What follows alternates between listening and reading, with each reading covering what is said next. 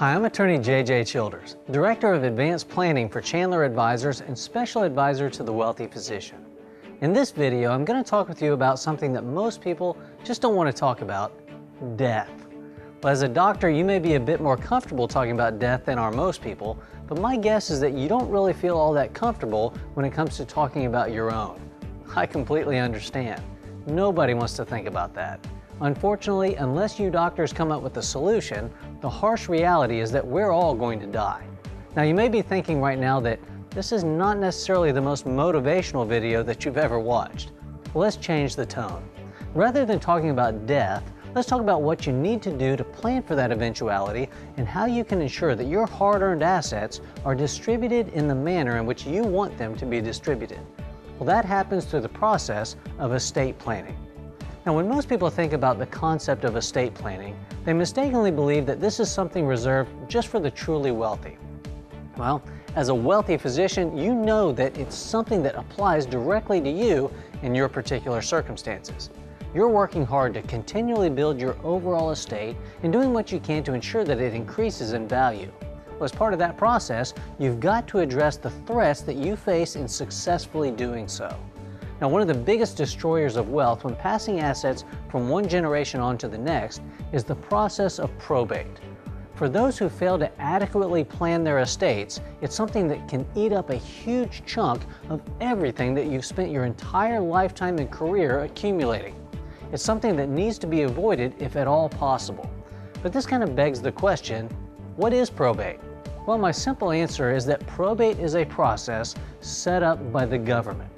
Now, for many people, that's enough to make them want to get out of it immediately. If the government's involved, they want out. Well, probate is a process set up by the government for the orderly distribution of assets upon death. That doesn't sound so bad, but the reality is, as with all good government programs, there are many steps involved in the probate process.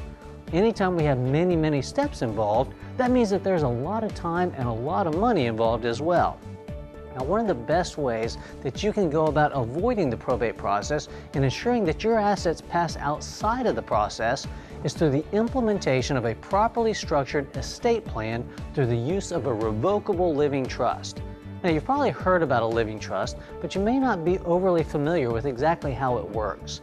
Essentially, the execution of a living trust enables a person to transfer their assets during their lifetime into a trust structure so that those assets will not have to go through a transfer upon their death. Now, by avoiding that transfer at death, the process of probate is thereby avoided for those assets that were transferred into the trust. This makes the process of passing on assets from one generation to the next a much simpler proposition. Even better, during the lifetime of the person establishing the trust, day-to-day affairs continue to operate in the same manner as they did prior to the transfer. As the trustee of the trust, you still retain complete control over those assets that are now contained within the trust, and you can do with those assets as you please.